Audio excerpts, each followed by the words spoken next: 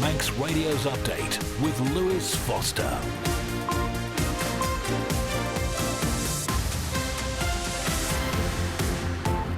Fastamai, good evening. It's 5 o'clock and welcome along to Update for Monday the 4th of November. Time for your half-hour look at the latest news on and from the Isle of Man. Coming up, Manx Care is being urged to protect frontline services from further cuts. It's hoped proposed new laws will limit the amount of times fire officers are called out by mistake. And why doesn't the Education Minister believe school league tables would be helpful in the Isle of Man? All that and more, plus business, weather and sport, and what to watch out for on the roads. Your thoughts welcome to on any of tonight's stories. Text 166 177 or email studio@manxradio.com.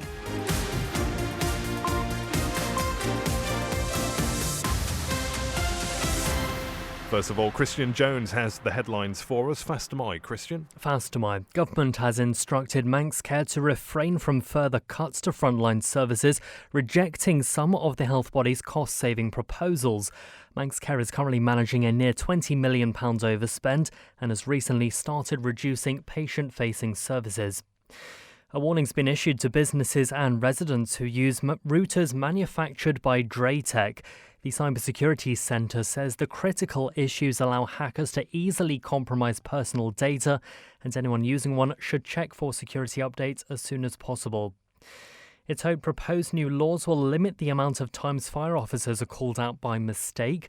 The Isle of Man Fire and Rescue Service receives around 700 calls per year to premises due to false alarms.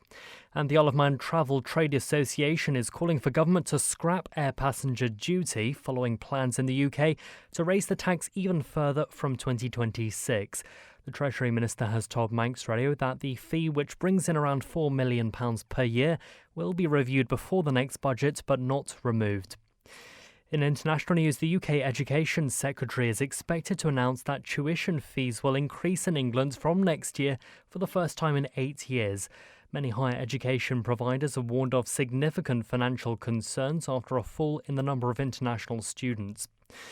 Donald Trump has begun the first of 3 rallies today as both US presidential candidates ramp up campaigning on the day before the election. Kamala Harris will address crowds in Pennsylvania later.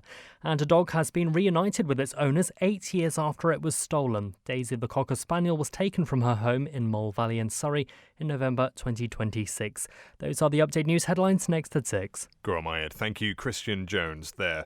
The weather brought to you by Manx Glass and Glazing, now remaining overcast but mainly dry this evening and tonight with just a slight chance of a little drizzle. Light southeast winds with temperatures staying around 11 degrees. Cloudy and dull again tomorrow, largely dry but a little drizzle may develop later. Light or moderate southeast winds, the maximum temperature 13 degrees. Another cloudy but generally dry day on Wednesday with just a few spots of drizzle at times. Moderate southerly winds, the best temperature 14 degrees. Sunrise tomorrow morning at 28 minutes past 7 and sunset tomorrow afternoon at 4:35. Manx Glass and Glazing can supply and install single, double and triple glazing. Call 674 573 or visit the showroom on the Snugborough Trading Estate. Making life easier with Manx Mobility at the top of Summer Hill. Are you looking for a stair lift? Look no further with Which Magazine's #1 recommended stair lifts. Now provided by Manx Mobility. Access BDD stair lifts. Call us today on 200 680. Carpetland, the carpet specialist with the island's best value carpets in stock, often fitted within a week. Furnitureland for 3-piece suites, dining and living room furniture and a selection of amazing beds. Carpetland and Furnitureland, West Street, Ramsey. Simply income protection from Kestrel Insurance. A choice of benefits. Simple underwriting and peace of mind with a regular income for up to 2 years if you're unable to work due to illness or injury. Kestrel Insurance is registered with the Isle of Man Financial Services Authority. Direct cremation is just that, an affordable and simple cremation without all the costs associated with a funeral service. Find out more by visiting directcremation.im or phone Direct Cremations on 478 422.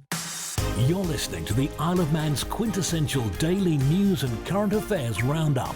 Update on Manx Radio. And The time now approaching 5:05. Government has instructed Manx Care to refrain from further cuts to frontline services, rejecting some of the health body's cost-saving proposals. Manx Care is currently managing a more than £15 million overspend and has recently started reducing patient-facing services. Former Health Minister Laurie Hooper has described it as a significant victory and change of government policy. So the fact that Comyn's press release talks about looking at non-frontline service cuts and efficiencies, the reality is you're not going to save this amount of money by doing that. It isn't there. Manx Care have been pretty honest about that. So I have no real idea what the government is now thinking. On the one hand, it's a really great thing that the government's now U-turned and said, no, we're not going to be forcing those cuts on Manx Care. That's really good news, I think, for patients. What it does mean, though, is Manx Care are definitely going to come in over budget this year, and it means next year's budget is going to be absolutely critical, because if government doesn't decide to fund Manx Care to do the job it needs to do, you are going to be looking at these kind of service reductions and service cuts next year anyway. And I think that's the problem that government needs to wrestle with and resolve is, well, actually, are you going to fund these core services or not? And like I said before, this isn't a short-term decision. This has to be a decision made about what the future looks like, not just being made on a year-on-year short-term basis. I think the phrase realign the mandate with the budget is austerity. That's exactly what it talks about. The moment, if you look at the mandate itself, it isn't especially detailed in some areas, so there are no detailed service specifications around things like, what a GP service should look like. It just says you must provide a GP service. So if the Chief Minister is talking about realigning the mandate, you are looking at removing or reducing those services that are listed, and they are all core services. And that's kind of the problem, I think, that the Chief Minister's got at the moment, is the reality is core service provision costs money, and you have to be willing to fund it. Clearly, he is looking at realigning the mandate with the budget, not the budget to the mandate. And so what he seems to be saying is this mandate is going to reduce. There will be fewer services, and that's the direction of travel he looks like he wants to take. Former Health Minister Laurie Hooper speaking there. Well, in response, Chief Minister Alfred Cannon says it's not a change of government policy and not a victory for anybody. He adds the Council of Ministers will continue to work to get the health services overspending resolved. The time now 5:07. Garth Commissioners is encouraging residents to attend public drop-in sessions later this month for proposed sewage treatment works for the parish. Commissioner Melanie Christian says there's relief that the plans are moving forward, but admits there's had to be some compromise. Obviously, we're relieved things are progressing. We've still got a way to go, I think. I think it's, we're hopefully beginning to see the way forward. As you know, really after the planning the Cairn site was rejected in 2019, we had the pandemic. The new board met with the Manx Utilities in September 2021. So it's obviously taken a while for us to get to this point, which has been frustrating, I think, on both sides. But yeah, we did meet with representatives from Manx Utilities Wednesday with our MHKs as well. And they did present their latest proposals, so I think we're a little bit mixed, but on the whole, like you say, we are relieved things are moving forward. It perhaps has been a compromise on both sides, really. The Axonfell site, I think Manx Utilities, I think I'm fair in saying, did prefer the Cairn site from an engineering point of view. From a social point of view for residents in Garth, that was also a lot of objection to that for a number of reasons. We've still got a little way to go before the planning will come before us as a board. I think we're looking at a little way into the future for any work to actually begin. What I would say to any residents in Laxey and Baldrine is definitely look at attending one of the sessions that the Manx Utilities have kindly put on for us. I think it's the 27th of November at the Sailing Club and the 28th of November at Baldrine Methodist Hall. And I would recommend that anyone, certainly in the Axonfell area or near the Cairn site or anywhere near the pumping stations, would attend those to find a little bit more information about the proposals. Garth Commissioner Melanie Christian there. Now, the Chief Minister says he doesn't know if last week's debate around a motion of no confidence in him was all that constructive. Alfred Cannon's leadership was called into question by Arbury Castletown and Maloo MHK Tim Glover, who tabled the motion for the House of Keys. The result was 18 votes to 6 in Mr Cannon's favour, but some MHKs took the opportunity to urge the Chief Minister to reflect on his conduct. Mr. Cannon has been speaking to Manx Radio about what comes next. I mean, reaching out to every political member on a consistent basis is not always that easy. And of course, there are different ways and means of communication. So, of course, there's listening, and then there's translating listening into action. And of course, understanding what I'm actually listening to and the relevance of what I'm listening to, because I can't solve everybody's problems. And of course, if there is a problem, then they need to translate that into some sort of action. So, I have said my door is always open. I've always maintained that status. And if people have wanted to come and see me, then, I've made time in the diary to do that. I will do another round of engagement now anyway with political members following that debate and hear what they have to say, but particularly understand what roles they want to play within government, because 4 years in or into the fourth year, everybody just wants to deliver and get things across the line that have been under development or under policy development now for the last 3 years. So delivery is also very important, and there are things that need to be tackled, and particularly things like healthcare overspending, how much we're investing in healthcare, what the relationship is with Manx Care and what services are being delivered. They need action because we've done a huge amount of talking and policy development around that. We need to take the actions to refine that, and therefore there does need to be a sense of urgency as terms of saying, well, what does need to be delivered? And as I say, when you're listening to people, that's on that one hand, then absolutely. Then you have to ask yourself the question, well, can you actually do anything about that? Or is the problem they've got actually in direct conflict with the government policy or the island plan or the way that we're moving forward? Chief Minister Alfred Cannon. You can find that full interview on the Perspective podcast over at manxradio.com with Phil Gorn there. Now, the Isle of Man Fire and Rescue Service is called out to around 700 false alarms every year. But new laws as part of the Treasury Miscellaneous Provisions Bill could give the service clearer statutory powers to charge those who repeatedly cause issues, as Treasury Minister Alex Awenson explains. And we're talking about over 700 false alarms each year. Every time that alarm goes off, fire officers are having to get into their fire engines. They're having to race through the streets with the sirens going. That puts, obviously, them at risk. It takes them, particularly the retained firefighters, takes them away from their work. But also it puts the general public at risk. From emergency service vehicles having to go sometimes at breakneck speed. So it is absolutely responsible to make sure that where there are those occasions where it is a false alarm and it's a recurrent false alarm, there is some sort of ability to recover some of those costs and to educate. I mean, the charges are the last stage of a long process in terms of educating some of the business owners to improve the systems they've got. I suppose the opposite side of that coin, though, is that people may be discouraged from calling the fire brigade if they think they're going to be charged. So presumably there are safeguards to prevent that. There are. I mean, the Fire and Rescue Service have a very, very clear policy. They will respond to every single 999 call. What we're talking about here is some of the automatic call-outs from a building where there's nobody there, it's in the middle of the night, and the fire alarm's just gone off.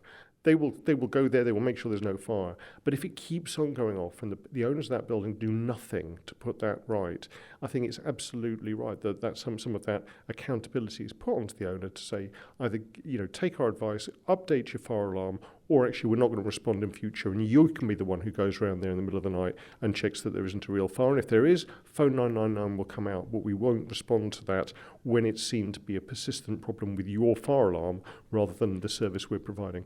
Treasury Minister Dr. Alex Awenson speaking to Phil there. 13 minutes past 5, let's have a look at some business news. A warning has been issued to businesses and residents who use routers manufactured by Draytech. Around 440 have been identified as having critical issues on the island. Siobhan Fletcher reports. The Cyber Security Centre for the Isle of Man says critical issues have been identified in widely used Draytech routers, which allow attackers to easily hack in, potentially compromising vital infrastructure, businesses and personal data. A router is the small device that acts as a bridge to allow your systems to connect to the internet via telephone or fibre. Anyone using one is being urged to take immediate action to address these vulnerabilities by checking for updates and ensuring router firmware is up to date, following the manufacturer's instructions to apply any available security patches, regularly checking for updates from the CSC and Dratec, or speaking to their IT provider about patches and updates. Devices which have not been updated can act as gateways for attackers, enabling them to see and modify all traffic passing through the router. This means they can access sensitive information such as login details, financial data or personal correspondence. Residents and organisations are encouraged to report any cyber concerns through the CSC's online portal, or for more information and advice you can go to the CSC website or call 685 557. Siobhan Fletcher Gurmayed. The latest stock market report from Ramsey Crookall now. European markets closed lower as traders awaited the US presidential election due to take place tomorrow. US stock indexes were trading flat to lower as investors brace for a pivotal week for global markets in which Americans will elect a new president and the Federal Reserve is likely to cut its benchmark policy rate. Oil prices rose more than 2% on a decision by OPEC Plus to delay by a month plans to increase output, while the market braced for a crucial week that includes, of course, as we've said, the US presidential election and a key meeting in China. Gold continues to hold steady as investors prepare for that election as well, and the Federal Reserve could cut interest rates again. Markets at the close. The FTSE 100 up 0.09% to 8,184. The DAX down 0.47% to 19,164. A short time ago, the Dow Jones down 0.79% to 41,722. The S&P 500 down 0.32% to 5,710. And the Nasdaq down 0.02% to 18,238. British pound sterling trading at $1.293 and 1.188 euros. Gold down 0.06% to $2,733, and a barrel of Brent up a percentage point to $74.72. I'm running late again. Do you know where I put my car keys? In the fridge. Where's my phone? Under the dog basket. Bye. You haven't forgotten that we're seeing Ramsey Crookall later? Oh, no, of course not. 5 p.m. is it? 2:45. I'll be there. Life is busy. That's why Ramsey Crookall's team takes time to help you make a mindful investment decision, considering all the options, giving you full control of your financial future. Less stress, more assurance. Forgot to put my shoes on. Oh. See how we can make your money work for you. Call 717171 or visit ramseycrookall.com. Licensed and regulated by the Isle of Man Financial Services Authority. You're listening to the Isle of Man's quintessential daily news and current affairs roundup. Update on Manx Radio. 17 minutes past 5. Let's head over to the roads. Manx Radio Travel, driven by Quayside Tyres and Service Centre.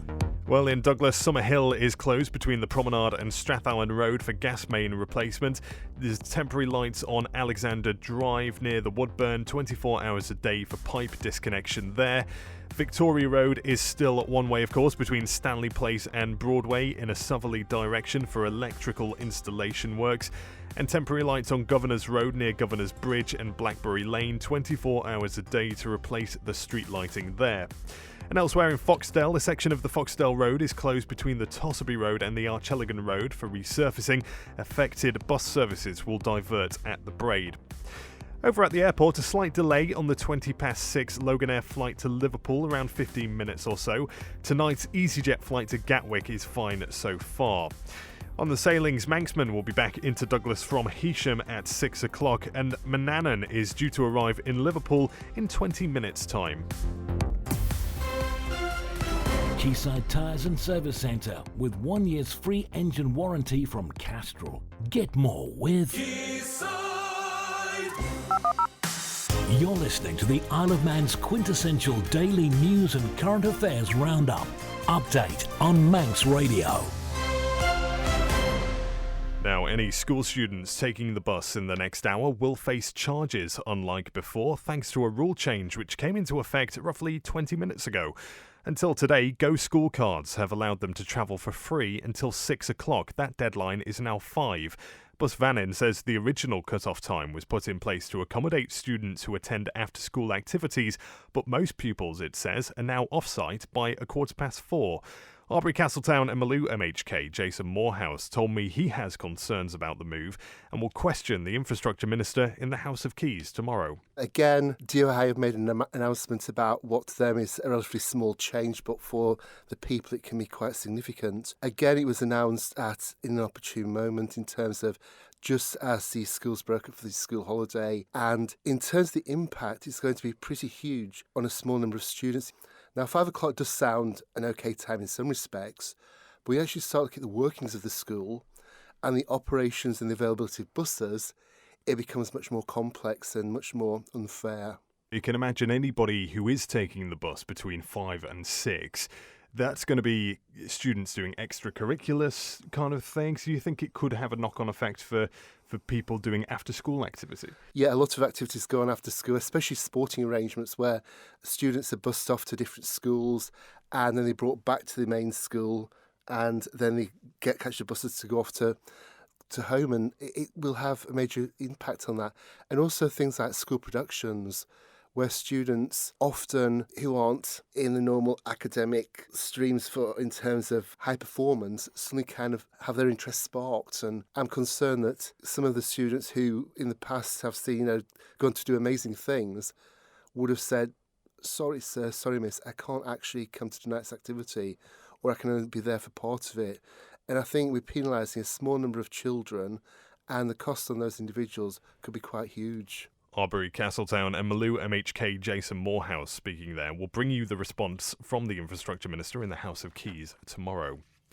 Staying in school now, because the Education Minister says she doesn't believe school league tables will be helpful in the Isle of Man context. On Manx Radio's Man in Line programme, Daphne Kane argued parents don't want to send their children to a school out of their area. But back in 2018, in her role as children's champion, Mrs. Kane said she believed parents had the right to know how Manx primary schools were performing against UK benchmarks. Today, she argued it's very difficult to get meaningful data to be able to build tables in the first place. Every education professional I have ever engaged with is not in favour of that happening at all. And actually, when you say that you have to go through 32 schools to get the data, well, most people's children go to 1 or 2 schools. They don't go to all 32. And actually, what's important is how your child performs and how your child progresses and attains and fulfills their potential. Our results this year are an improvement on last year. Well, that's a positive, and well done all the students and the teachers involved. And in terms of how we put better information out for parents and the action plan and the teachers' improvement plan that is for the school to have, if you were having your HR assessment and it said, oh, you've really got to work on these areas, that wouldn't be known by the rest of everybody around. That would be for the people charged with delivering it to be fully informed and be able to tackle it and take action. Have you changed your mind on league tables? I don't think they'd be helpful in the Isle of Man context. What are we going to say? That some year groups come in and QE2 has a really good year, and then the next year Ramsey Grammar School does. Are we thinking that students in Douglas are going to say, oh, well, the school in Ramsey's really good, we're going to bus children out there, my children will go there, and you're not in your own area with your own students? Children vary, students vary, different challenges factored in. Our schools, when I did complete that comparison that was done by an outside person collating the research, all the schools were between place 19 and 29 within the northwest area, and each year different schools will leapfrog and have a better year in maths or have a better year in English or other subjects. So it is very hard to get meaningful data. And when you say you can do FOIs and you can factor in and out other information, well, you can factor in and out information. How meaningful is it to the individual who just wants to know that their student is able to attend school or access the curriculum, learn the best way they can, achieve the best results they can for the individual? Education Minister Daphne Kane speaking on Manx Radio's Man in Line this afternoon. You're listening to the Isle of Man's quintessential daily news and current affairs roundup. Update on Manx Radio. And it's a Monday, the time is 23 minutes past 5, so that means Darren Timpson has today's sporting news for us. Fast am I, Darren? Fast am I. Manager Paul Jones has said he doesn't want to get ahead of himself after the Ravens stretched their winning run to 4 on Saturday. The team had to come from behind for the second time in a row to beat 10 men Abbey Hay 3-1, and Jones believes the result is down to the side's character.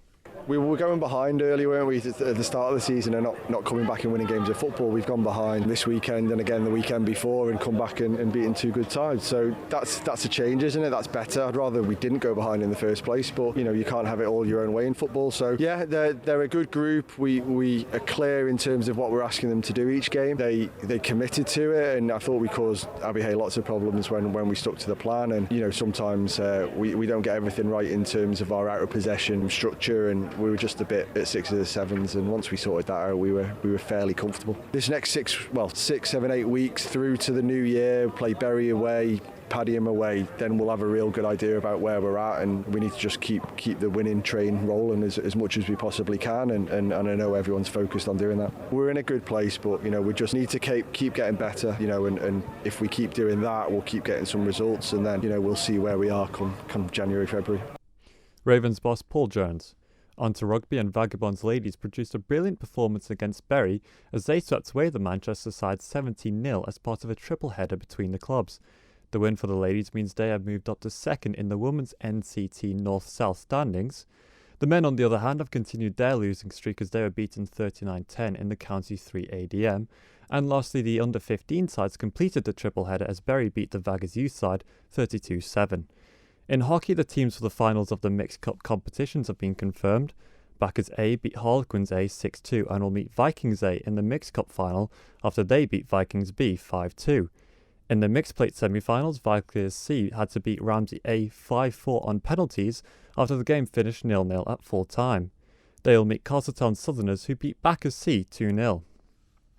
Finally, Valkyries D will meet Harlequins B after the sides beat Backers Colts and Castletown Camagers respectively. The finals are due to be played on the 30th of November. And last but not least, Ayr United have maintained their lead at the top of the Canada Life Premier League after a 4-3 win over Moran. Peel, though, remained 3 points behind the Northerners as they beat Rushing United 2-0. In the Arden and Drogheda Limited Division 2, Braddon and All Boys remain locked at the top of the table with 22 points after both sides won on Saturday. Darren Timpson, Guru Mayed, the time now 26 minutes past 5. That's it from Update this evening. As always, you can find more from all of tonight's stories over at manxradio.com, where you'll also be able to listen back to this programme as a podcast shortly.